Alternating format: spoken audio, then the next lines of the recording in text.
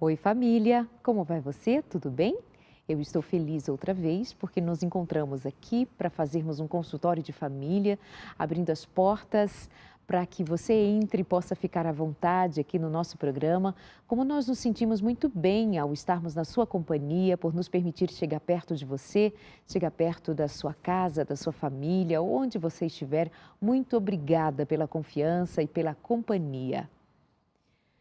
Nós estamos há poucos dias passados do dia em que muitos de nós nos lembramos daqueles que morreram, o dia de finados. E é um dia que para muita gente é o mais difícil do ano. É o dia em que tem que relembrar aquele que se foi, aquele amor que a morte levou, aquela pessoa querida que tem a ver com muito de você, com suas raízes, com sua história. Quanta falta, quanta saudade. Mas é importante que nós saibamos qual é o real significado da morte. E a proposta do programa de hoje é Além da Morte. O que existe lá? Há quem vai dizer que não sabemos o que há além da morte, porque ninguém nunca foi e voltou para contar como é.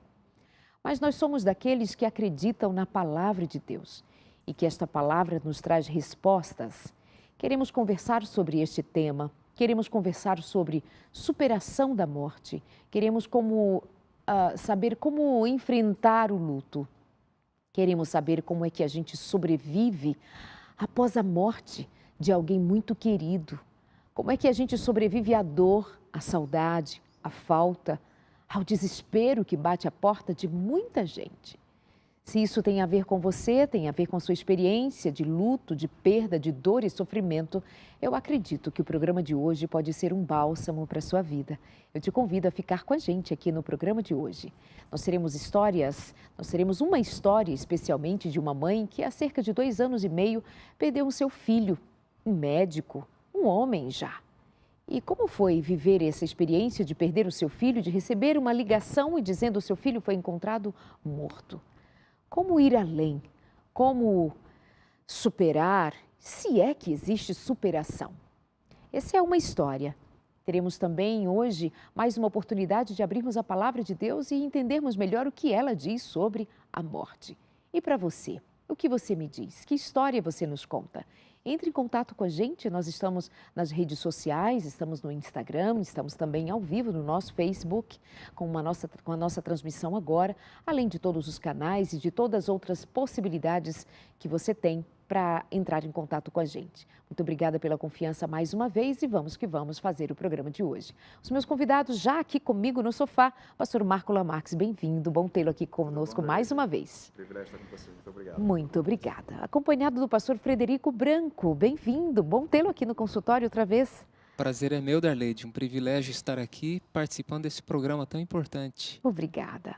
Pastor Marco Lamarques, nós já há alguns anos contamos de uma perda importante da sua experiência, quando alguns familiares seus foram tirados, levados pela morte. E naquele dia eu lembro que nós contamos e foi muito impactante saber de algo dos bastidores da sua vida. Então eu vou começar fazendo a pergunta: o que existe além da morte? O que dizer a respeito da morte? Bom, eu me lembro que na época a gente teve uma abordagem assim muito forte a respeito disso. E na época também eu disse uma frase que eu quero repeti-la aqui hoje, que para mim eu não estou conformado, eu estou confortado, porque ninguém quer perder quem ama. E eu perdi a minha família um dia depois do meu casamento, né? Então, os meus pais morreram, a minha irmã de 15 anos. Então, foi uma tragédia para mim. E receber uma ligação de madrugada, você saber que quem você ama passou por uma tragédia, uma fatalidade dessa, é muito triste. Mas eu entendo agora, além da teoria e da teologia como pastor, que a Bíblia Sagrada é muito clara. Ela diz que a morte não é o fim, é uma pausa. E você falou, as pessoas não podem dizer porque ninguém retornou da morte, né? Mas nós podemos dizer que Cristo, ele entende disso porque ele retornou da morte, ele ressuscitou. E ele diz que a morte é um sono para nós. E que é um tempo que você passa por esse sono E até em São João capítulo 11, quando ele fala para as irmãs Marta e Maria, ele fala assim, quem crer em mim será salvo. E ele fala, aquele que crer em mim, ainda que morra, viverá. Né? Então, há uma esperança. E é um processo de silêncio que as pessoas passam, mas aquele que tem essa esperança em Jesus, ele pode até dormir, como Jesus fala. E depois Paulo, mais lá na frente, em 1 Tessalonicenses, quando Paulo escreve a Tessalônica, aquela cidade, ele diz assim, eu não quero que vocês sofram por não saber a verdade, ele fala. Mas entendam a respeito daqueles que dormem.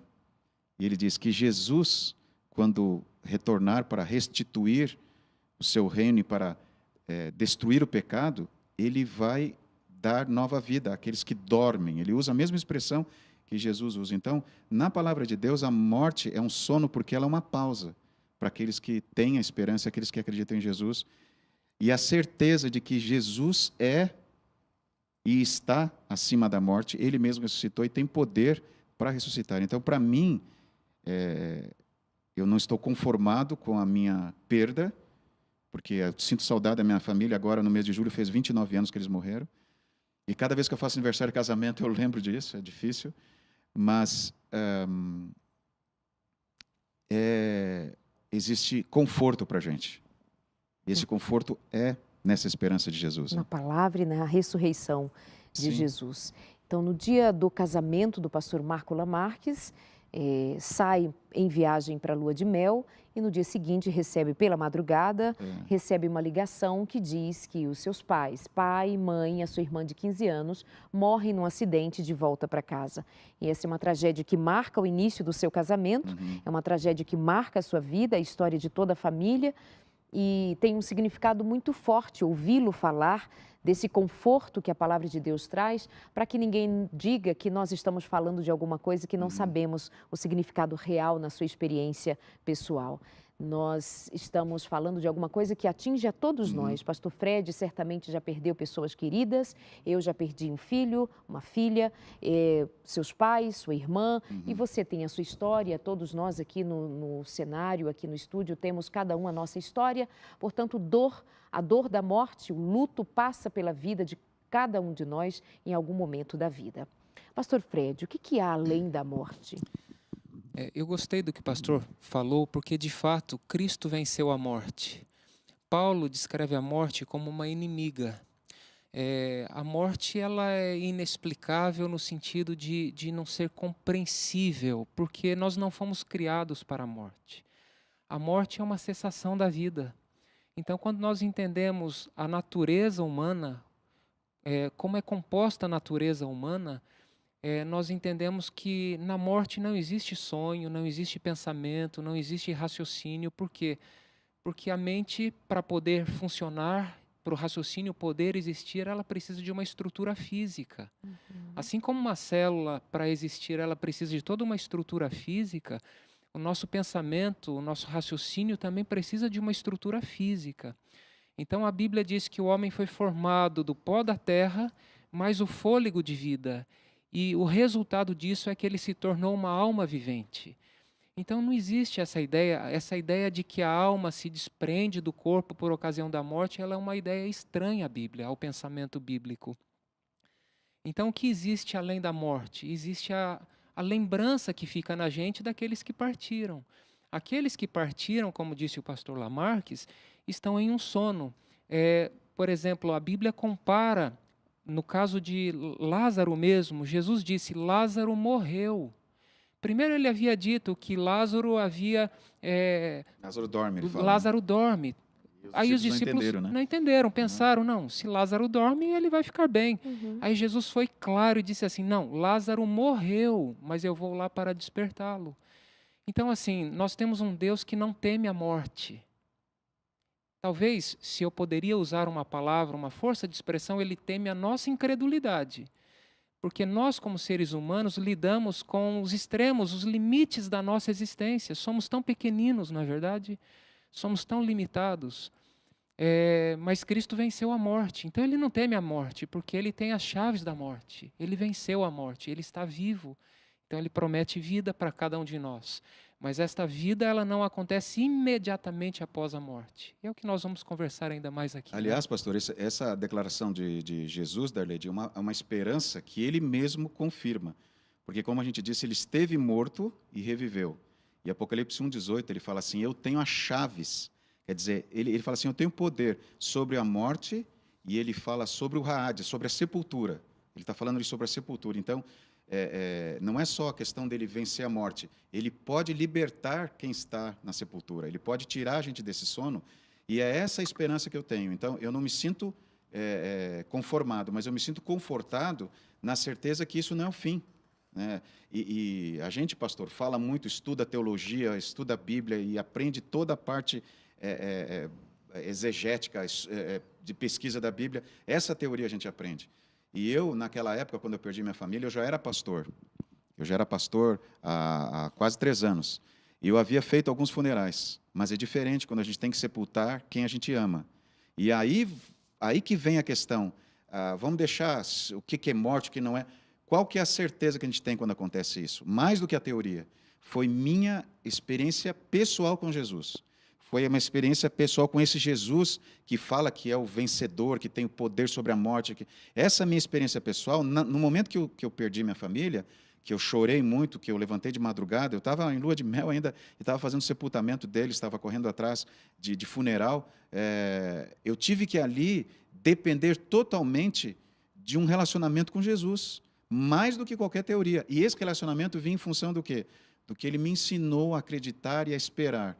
Não é o fim, é uma pausa. E eu tenho poder para resolver esse problema para você. Fica tranquilo, é só um momento, se conforta, mesmo que você não esteja conformado. Então isso é muito forte, isso é muito importante para a gente. Para mim foi importante essa esperança. Né? É mesmo. Aproveitando aqui o que o pastor Lamarques disse, eu me lembro das palavras de Cristo em Mateus capítulo 5, verso 4, bem-aventurados os que choram, porque serão consolados. É claro que o choro ali envolve a questão também da consciência que o ser humano tem do pecado, do sofrimento e também das perdas que ele enfrenta, porque a promessa é de que nós seremos consolados. Outro texto bíblico que me vem à mente está em Eclesiastes capítulo 3, verso 11. Por que nós não nos conformamos com a morte? Porque não fomos criados para a morte, não é plano de Deus, não era plano de Deus. Eclesiastes 3,11 diz assim, olha, tudo fez Deus formoso no seu devido tempo, também pôs a eternidade no coração do homem, sem que este possa descobrir as obras que Deus fez desde o princípio até o fim. Então Deus colocou o princípio da eternidade no nosso coração. E por ocasião do pecado, por uma escolha errada que o homem fez, aceitando os enganos de Satanás e tendo desobedecido a Deus, entrou o pecado neste mundo, mas o plano de Deus ao nos criar era que nós tivéssemos vida eterna. Então o propósito era que nós fôssemos imortais, mas era uma imortalidade condicional. E a condição era o quê? Permanecer em obediência. O texto aqui diz que Deus colocou a eternidade no nosso coração. Então muitas vezes buscamos e não nos conformamos com a transitoriedade da nossa existência. Por quê? Porque existe algo que Deus colocou dentro de nós que anseia pelo eterno. Então nós desejamos o eterno. E quem é o único que possui a imortalidade? É Deus. Então muitas vezes as pessoas estão procurando suprir esses anseios sem saber onde buscar. Mas como disse o pastor Lamarck, só Deus pode nos confortar, o consolo da morte. Então é importante chorar, o luto é importante, nós choramos, nós nos entristecemos porque nós não nos acostumamos e não nos conformamos com a morte. Mas nós temos aqui a promessa de Cristo, de que nós seremos consolados. Amém. A Cleidiane Barbosa diz, minha família sofre neste momento com a perca do meu cunhado, a perda de um familiar, claro que entristece, portanto, a toda a família, todos os amigos, e chega até nós, que nos solidarizamos com vocês agora, que perdem um ente querido. E ela diz como ajudá-los com essa dor. Vamos caminhando nesse sentido no programa de hoje e eu acredito que você já está entendendo como ajudá-los, mas ainda queremos mais. Porém, alguma coisa o pastor Fred acaba de dizer e eu faço questão de ressaltar. É importante dar lugar à tristeza, é importante dar lugar ao luto, é importante saber que esse período de agora é preciso ser sentido, chorado. Isso não significa desespero, significa que você está só legitimamente, que toda a família está legitimamente sob a dor, que não é obrigatoriamente alguma coisa que vai permanecer para sempre, vai depender também da decisão de vocês, de como família vocês vão sair deste momento, mas agora, essa perda tão recente é sentida mesmo, é chorada mesmo. E a gente precisa encarar isso como chamando de normal, digamos assim. Eu vou chamar agora o vídeo de que tem a ver com uma história de perda também, e que já traz nele o resultado de uma mãe que resolveu reagir depois de perder o seu filho e fazer alguma coisa por outros e por ela mesma, pela sua família, pelo seu filho que ficou, o Pedro. Ela tinha 2 filhos, mas o que ela faz, o que ela decide fazer para não sucumbir a esse luto, a essa dor da qual eu falava agora.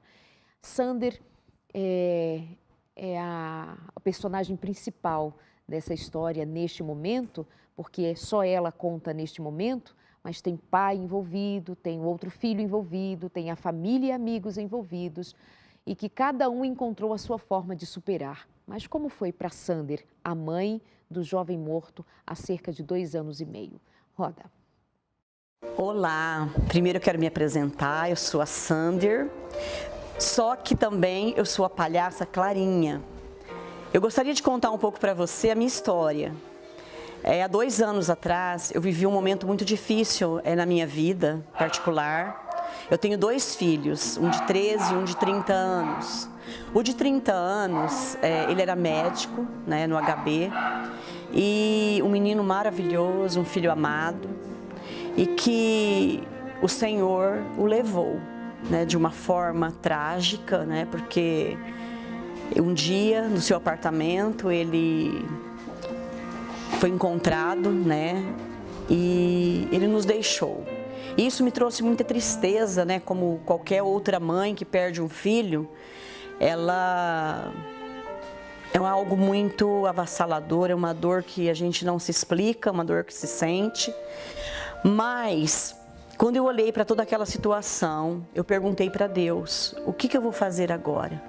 Aí muitas pessoas falam para mim, Sander, o Pedro está aí, sim, o Pedro está aqui, eu amo meu filho, mas eu amo também o que se foi. Então eu não comparo um com o outro.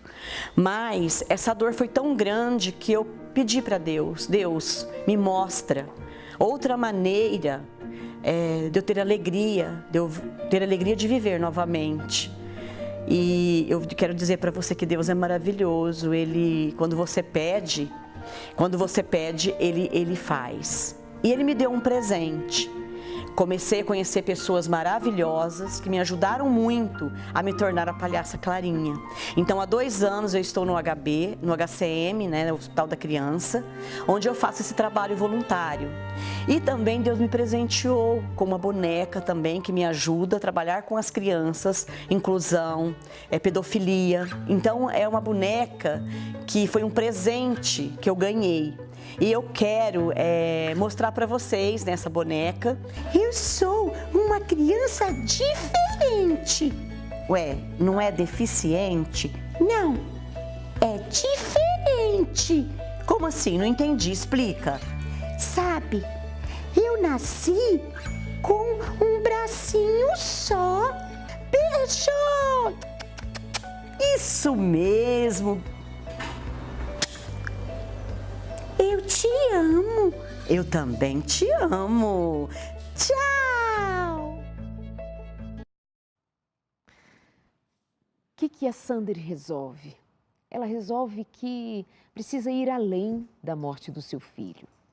E ela pede a Deus que dê a ela um sentido para que haja uma ressignificação daquela perda e para que ela continue tendo sentido de viver, porque eu digo uma coisa para você, quando uma mãe perde um filho, parte do sentido de viver se perde. E então ela encontra um outro jeito de experimentar a vida e foi servir a outras crianças. No mesmo hospital onde o seu filho trabalhava como médico, ela então se veste de palhaça, se pinta de palhaça para fazer crianças sorrirem mesmo dentro de um hospital, no leito de um hospital. Tem a ideia de criar essa boneca para que ela comunique também amor, mensagens que essas crianças precisam ouvir. E assim tem sido a vida da Sander. E ela daqui a pouquinho estará aqui comigo neste sofá, dizendo de cara limpa como ela, mãe, tem enfrentado ainda os dias da sua vida junto com sua família depois da perda do seu filho. Eu estou recebendo aqui mensagens de perguntas de pessoas dizendo: estou sofrendo muito com a dor da perda do meu filho. Aos 23 anos foi vítima de um assalto faz um ano e eu não consigo viver como antes. A Marises diz: será que aqui acaba tudo? Ou vou ver os meus pais outra vez? Não, aqui não acaba tudo. Mas eu volto aqui conversando com o pastor Marco Lamarques e o pastor Frederico Branco, falando sobre o que diz a palavra de Deus sobre a morte e sobre como nós enfrentarmos, ainda fazendo valer o que nós acabamos de ver nesse vídeo. É preciso enfrentar, é preciso ir além, é preciso ressignificar, especialmente porque nós temos esperança de que a morte não é o fim de todas as coisas. Pastor Fred. Eu gostaria de mencionar inicialmente de que a morte, ela é uma intrusa, né? Ela não fez parte do plano de Deus. Quando Deus criou o homem para viver uma vida eterna. É lógico que essa vida eterna era uma vida condicionada à permanência do homem em comunhão com Deus, em obediência a Deus. Como essa comunhão foi interrompida, como esse estado de obediência foi interrompido, acontece o que a palavra já havia, o próprio Deus já havia dito. Aquele que pecar, esse morrerá. Então veio a morte como intrusa nesse momento. Exato. Isso está em Romanos 5,12, por exemplo, que diz assim: portanto, assim como por um só homem entrou o pecado no mundo, e pelo pecado a morte, assim também a morte passou a todos os homens, porque todos pecaram. Então, a morte ela é uma consequência do pecado. Ela não é algo que Deus planejou para nós. Pelo contrário, Deus planejou para nós vida. Um outro texto que eu gostaria de mencionar está em Colossenses capítulo 1, porque aqui em Colossenses 1 diz o que o pastor Lamarques disse lá no início. A Bíblia diz assim, falando de Cristo, né? Pois nele, em Cristo, foram criadas todas as coisas, nos céus e sobre a terra, as visíveis e as invisíveis, sejam tronos, sejam soberanias, quer principados, quer potestades. Tudo foi criado por meio dele e para ele. Ele é antes de todas as coisas, nele tudo subsiste. E agora o verso 18, ele é a cabeça do corpo da igreja, ele é o princípio, o primogênito de entre os mortos, para em todas as coisas ter a primazia. Um verso antes diz que ele também é o primogênito de toda a criação. É importante entender o que significa a palavra primogênito. A palavra primogênito não significa apenas o primeiro que foi gerado. Cristo não foi gerado. Por exemplo, Davi era o 8º filho e ele foi chamado por Deus de meu primogênito. Israel não era o primogênito e foi chamado por Deus meu primogênito. Então, primogênito ocupa um lugar de importância, de principal, de mais importante. Então, quando diz aqui que Cristo é o primogênito da criação, é porque ele é a causa primeira da criação, né? E quando diz que ele é o primogênito dos mortos, a gente pergunta aqui, no Antigo Testamento existiram algumas pessoas que foram ressuscitadas, por Elias, por Eliseu, próprio Lázaro foi ressuscitado antes de Jesus, e Jesus então não é o primeiro a ter sido ressuscitado, mas a ressurreição dele é a principal, é a mais importante. Por quê? Porque é da ressurreição dele que depende todas as outras ressurreições. Então, se Cristo venceu a morte e ressuscitou, essa é a garantia de que aquele que passar pela morte, tendo fé em Jesus, quando Cristo voltar, ao som da trombeta, dada a voz de comando, as sepulturas vão se abrir e os mortos vão reviver. Amém. Uma vida incorruptível e sem fim. Amém. E é importante a gente entender, Darlede, também, pastor, que quem está nos ouvindo, quem está nos assistindo, que Deus não é o autor da morte. Ele não é o culpado pela morte e nem ele é o administrador da morte. Paulo diz em 1 Coríntios 15, 55, que a morte, o aguilhão da morte é o pecado. Então, quando uma pessoa morre, Deus não está por trás manipulando e diz assim, não, agora essa pessoa vai morrer. É claro que, mas Deus não está no controle de tudo? Deus está no controle de tudo. Mas Deus opera de maneira a respeitar a nossa liberdade e a deixar o curso do pecado para que as pessoas vejam o que é o pecado, o que é a maldade, o que é pecado. Pecado é separação de Deus. Pecado é uma condição que nós estamos separados de Deus. Então, essa separação de Deus, o que ela traz? Ela traz sofrimento, ela traz dor, e ela traz a morte, que é uma situação que nós não fomos criados, como disse o pastor Fred, e que isso interfere na gente. Então, por exemplo, quando eu perdi minha família, foi muito difícil para mim dizer assim, puxa, mas agora, Deus, um dia depois do meu casamento, eu tenho que fazer o sepultamento do meu pai, da minha mãe, da minha irmã e de um cunhado de 25 anos, que era pastor no Rio Grande do Sul também. Todos morreram novos. A minha mãe morreu com 48, meu pai tinha 54 anos. Eu perdi. Eles não viram meus filhos. Não... Então, isso para mim foi... Mas agora, Deus não está ali por trás. Foi a imprudência de um motorista que bateu no carro deles. Quer dizer, Deus não está por trás disso.